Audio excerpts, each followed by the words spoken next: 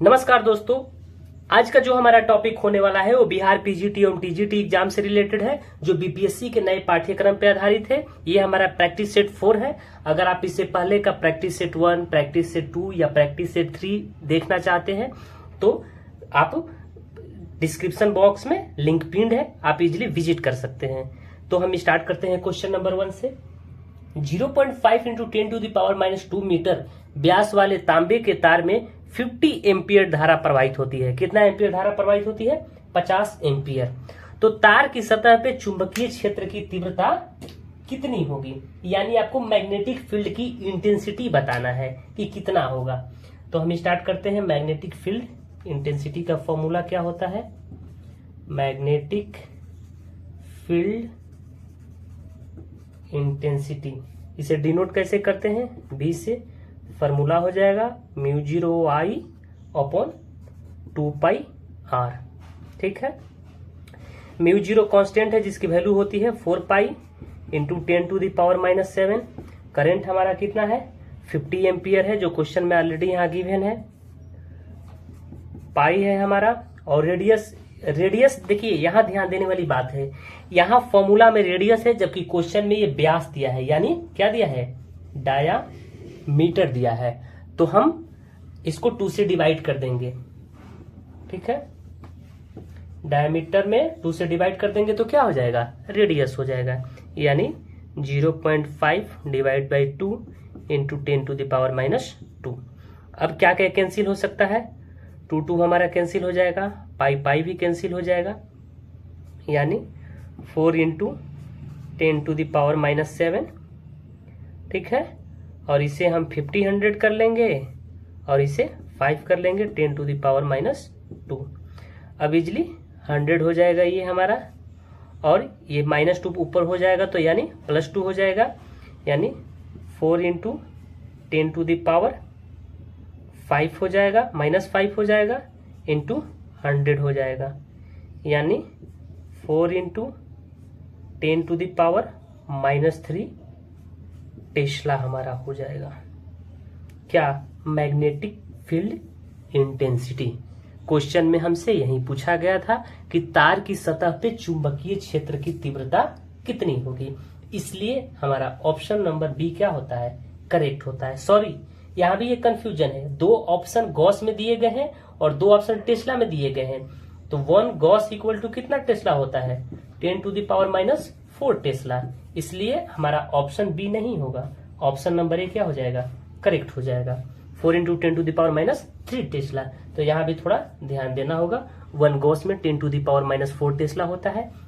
Question में diameter दिया था, इसलिए मैंने 2 से डिवाइड कर दिया ताकि हमें रेडियस मिल जाए, क्योंकि फॉर्मूला μ0I/2πr था। निकालना क्या था? Magnetic field intensity. देखते हैं क्वेश्चन नंबर 2 है कि चुंबकीय क्षेत्र में गति करने वाले चालक में प्रेरित धारा की दिशा किसके द्वारा दी जाती है? Maxwell corkscrew rule, Ampere swimming rule, Fleming right hand rule और फ्लेमिंग लेफ्ट हैंड रूल। यानी फ्लेमिंग के दाएं हाथ का नियम, फ्लेमिंग के बाएं हाथ का नियम, एम्पियर के तैरने का नियम और मैक्सवेल का कॉर्कस्क्रू नियम। तो हमें किस पे ध्यान देना है? चालक में प्रेरित धारा की दिशा किसके द्वारा दी जाती है, यानी ऑप्शन सी फ्लेमिंग का राइट हैंड रूल। सपोज करिए कि ये जो हमारा थंब है, थंब और इस फिंगर के बीच का 90 डिग्री का फॉर्मेशन होना चाहिए। थंब क्या बताता है? ये चालक की गति बताता है, और ये जो हमारी फिंगर है ये क्या बताएगी? मैग्नेटिक फील्ड बताएगी, यानी चुंबकीय क्षेत्र बताएगी। और ये जो मिडिल फिंगर है ये धारा की दिशा बताएगी, यानी इस फिंगर और इस फिंगर के बीच का भी एंगल कितना डिग्री होना चाहिए? 90 डिग्री होना चाहिए। यही फ्लेमिंग का दक्षिण हस्त का नियम है या दाएं हाथ का नियम है। फिर से देखिए, अंगूठा क्या बताता है? चालक की दिशा। अंगूठा और इस फिंगर का बीच का एंगल कितना डिग्री होना चाहिए? 90 डिग्री। ये जो फिंगर है मैग्नेटिक फील्ड बताती है, यानी चुंबकीय क्षेत्र बताती है, और जो मिडिल फिंगर है वो प्रेरित धारा की दिशा बताती है। इसलिए हमारा ऑप्शन नंबर सी क्या हो जाएगा? सही हो जाएगा, फ्लेमिंग का राइट हैंड रूल। देखते हैं क्वेश्चन नंबर 3 को। क्वेश्चन नंबर 3 कह रहा है कि एक तार की लंबाई 15 मीटर है तथा प्रतिरोध 5 ओम है, तो इस तार में नगण्य धारा प्रवाहित की जाती है, तो पदार्थ का प्रतिरोध गुणांक क्या होगा? यानी हमें क्या कैलकुलेट करना है, coefficient of resistivity of the material. ठीक है, हमें लेंथ कितना है 15 मीटर, लेकिन जो इसमें तार में जो धारा बह रही है वो निग्लिजिबल है, बहुत स्मॉल करंट है। ठीक है, तो हमें पदार्थ का प्रतिरोधी गुणांक क्या होता है, यानी पदार्थ का प्रतिरोधी गुणांक rho equal to RA/L। Resistance कितना है 5 ओम। ठीक है, और लेंथ आपका कितना है 15 मीटर, और एरिया कितना है, देखिए मैंने यहाँ एरिया लिखना भूल गया इस क्वेश्चन में। एरिया आपको गिवन है 6 × 10⁻⁻7 मीटर। रुकिए, इस क्वेश्चन को हम फिर से लिखते हैं। हाँ, अब क्वेश्चन सही है कि इसका काट क्षेत्रफल कितना है 6 × 10⁻⁻7 मीटर, तो प्रतिरोध का गुणांक बताना है। यानी एरिया कितना है, एरिया हमारा हो गया 6 × 10⁻⁻7 मीटर। अब हमारा क्या हो जाएगा 5 3 जा 15, 3 2 जा 6, यानी रो कितना हो जाएगा 2 × 10⁻⁻7 ओम मीटर। ठीक है, ये हमारा क्या हो गया, पदार्थ का प्रतिरोध गुणांक हो गया, यानी ऑप्शन नंबर बी हमारा हो गया। यानी कोफिशिएंट ऑफ रेजिस्टिविटी किसका, तो मटेरियल का, पदार्थ का। अब देखते हैं क्वेश्चन नंबर 4 क्या है। क्वेश्चन नंबर हमारा 4 है कि फ्यूज के तार के टुकड़े में 15 एम्पियर धारा प्रवाहित होने पर यह पिघल जाता है। इस धारा पर यदि 22.5 वाट शक्ति उत्सर्जित करता है तब फ्यूज के तार का प्रतिरोध उस समय क्या होगा। तो हम जानते हैं फॉर्मूला शक्ति क्षय का यानी पावर का I² R होता है। तो R इक्वल टू क्या हो जाएगा P/I²। कितना है, कितना वाट है 22.5 वाट है। करंट कितना है 15 है, यानी 15 × 15, इसलिए कितना हो जाएगा 0.1 ओम हो जाएगा। बेसिक केवल ये फॉर्मूला बेस्ड क्वेश्चन था ये, इसलिए हमारा ऑप्शन नंबर क्या हो जाएगा, डी हो जाएगा करेक्ट। देखते हैं क्वेश्चन नंबर 5 क्या है। क्वेश्चन नंबर 5 है, एक लंबी परिनालिका की लंबाई 40 सेंटीमीटर, तो लंबाई में तार के 500 फेरे हैं। यदि तार में 1.0 एम्पियर की धारा बह रही है तो परिनालिका के भीतर अक्ष पर चुंबकीय क्षेत्र की तीव्रता कितनी होगी, यानी intensity of magnetic field at the centre. हम देखते हैं क्वेश्चन में क्या क्या गिवन है। ठीक है, गिवन है क्वेश्चन में एल कितना है आपका 40 सेंटीमीटर, लंबाई कितनी है 40 सेंटीमीटर, करंट है जो धारा है कितना है 1 एम्पियर। अब हमें क्या कैलकुलेट करना है, परिनालिका के भीतर चुंबकीय क्षेत्र यानी मैग्नेटिक फील्ड, किसके भीतर, परिनालिका के भीतर। B इक्वल टू फॉर्मूला क्या हो जाएगा μ0 N/L × I।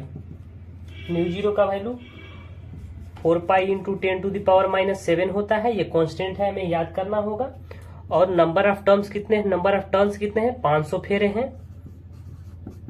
करंट यानी धारा 1 एम्पियर है, और लेंथ हमारा कितना है 500 फेरे हैं ना। अच्छा ठीक है, 1 मिनट, लेंथ हमारा है आपका 40 सेंटीमीटर। तो इसे हम डायरेक्ट कन्वर्ट करके किस में लिख लेते हैं, मीटर में लिख लेते हैं। ठीक है, यानी कितना हो जाएगा 0.01, हाँ 0.00157 टेस्ला हमारा आंसर हो जाएगा ये सॉल्व करने पे। बस हमें केवल परिनालिका के भीतर चुंबकीय क्षेत्र कैलकुलेट करना था, बाकी नंबर ऑफ टर्न्स यानी 500 फेरे, करंट गिवन है। ठीक है, और L जो है हमारा लंबाई है परिनालिका की, वो 40 सेंटीमीटर है, उसे हमने मीटर में कन्वर्ट कर दिया। 1 मीटर में कितना सेंटीमीटर होता है? 100 सेंटीमीटर। अब देखते हैं क्वेश्चन नंबर 6 क्या है। क्वेश्चन कह रहा है कि the unit of Poynting vector का यूनिट क्या होगा। तो इसका यूनिट बताने से पहले हम कुछ आपको पॉइंटिंग वेक्टर के बारे में बता दें, ठीक है। Poynting vector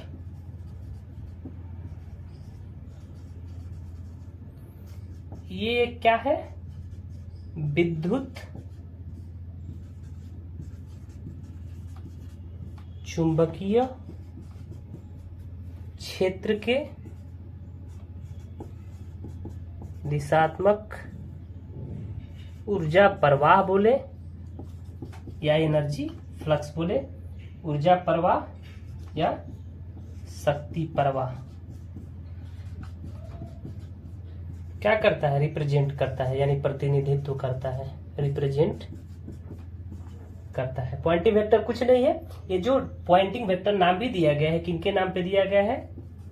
John Henry Poynting, ठीक है।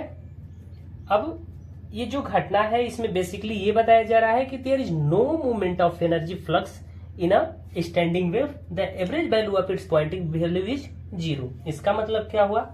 देखिए सबसे पहले फॉर्मूला देख लीजिए आप, पावर अपॉन एरिया फॉर्मूला हो गया, यानी पावर का क्या होता है? वॉट, एरिया का मीटर स्क्वायर। इसलिए हमारा ऑप्शन नंबर क्या हो जाएगा? बी करेक्ट हो जाएगा। बट पॉइंटिंग वेक्टर को ऐसे भी रिप्रेजेंट किया जाता है, electric field into magnetic field upon mu naught, यानी A B sine theta upon mu. कभी कभी साइन थीटा की वैल्यू 90 डिग्री हो जाए तो ये क्या हो जाएगा? ए बी अपॉन म्यू, ठीक है।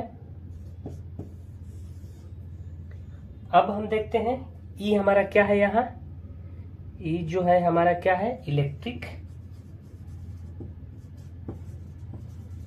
फील्ड। बी जो हमारा क्या है? Magnetic field. म्यू क्या है? चुंबकशीलता, चुंबकशीलता, ठीक है।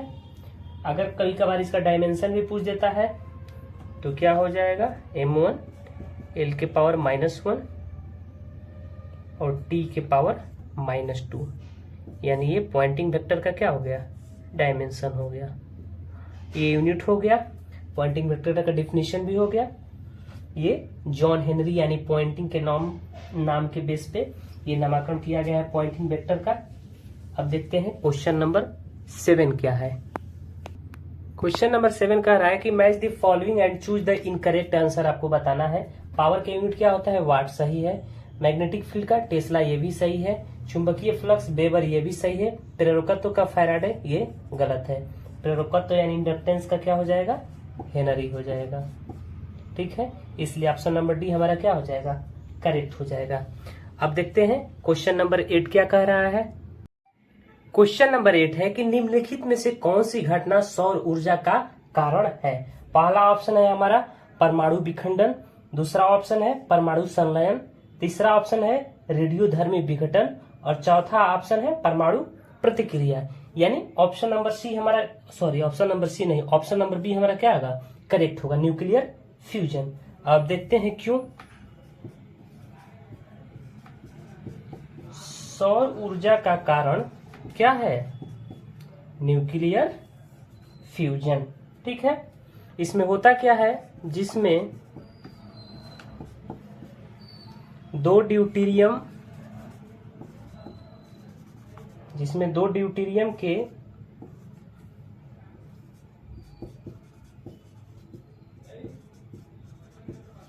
नाभिक मिलकर एक हीलियम बना देते हैं। क्या करते हैं? एक एक हीलियम का नाभिक बनाकर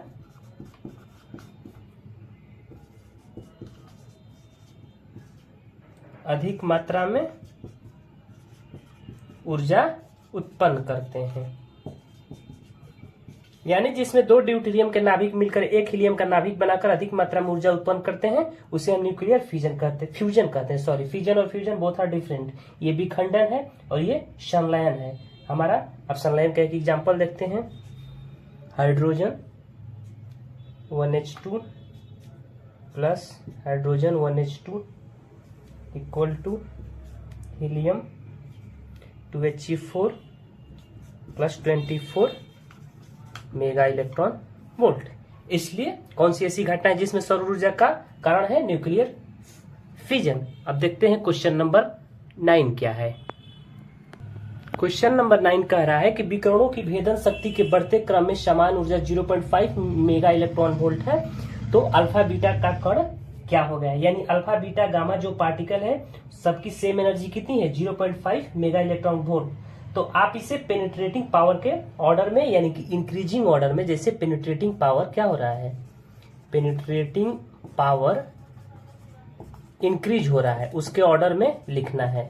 यानी इंक्रीजिंग ऑर्डर में, यानी बढ़ते क्रम में। तो भेदन क्षमता हमारा क्या हो जाएगा बढ़ते क्रम में, भेदन क्षमता यानी पेनिट्रेटिंग पावर किसमें, बढ़ते क्रम में, यानी इंक्रीजिंग ऑर्डर। पहला हमारा होगा अल्फा, दूसरा हमारा होगा बीटा और तीसरा हमारा होगा गामा। यानी ऑप्शन नंबर ए हमारा क्या है, करेक्ट है। एनर्जी इनकी सेम है बट पेनिट्रेटिंग पावर सबकी अलग अलग है। सबसे पहले अल्फा की, उसके बाद बीटा की, उसके बाद गामा की।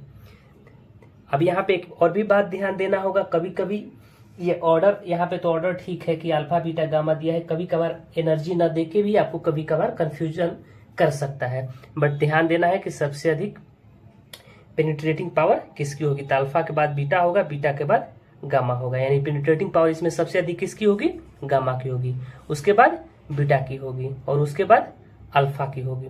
बट लेकिन मेरा जो ऑर्डर लिखने का है वो इंक्रीजिंग ऑर्डर है, यानी बढ़ते क्रम में। अल्फा के बाद बीटा है, बीटा के बाद गामा है, यानी सबसे हाई पेनिट्रेटिंग पावर गामा की है, उसके बाद बीटा की और उसके बाद अल्फा की। देखते हैं क्वेश्चन नंबर 10 क्या है। क्वेश्चन नंबर 10 है कि रिएक्टर में मॉडरेटर का कार्य क्या है। न्यूट्रॉन को अवशोषित करना नहीं, न्यूट्रॉन को त्वरित करना ये भी नहीं, न्यूट्रॉन की गति को मंद करना। इसलिए ऑप्शन नंबर सी क्या हो जाएगा, हमारा करेक्ट हो जाएगा कि रिएक्टर में मॉडरेटर का कार्य क्या होता है, तो न्यूट्रॉन की गति को ये स्लो कर देता है। दोस्तों आपसे एक रिक्वेस्ट है कि अगर आपको कुछ सीखने को मिला, कुछ जानने को मिला तो प्लीज चैनल को सब्सक्राइब करिए। और हाँ, हमारे कमेंट बॉक्स में कमेंट भी आप करिए कि अगला वीडियो हम किस टॉपिक से रिलेटेड बनाएं। धन्यवाद दोस्तों।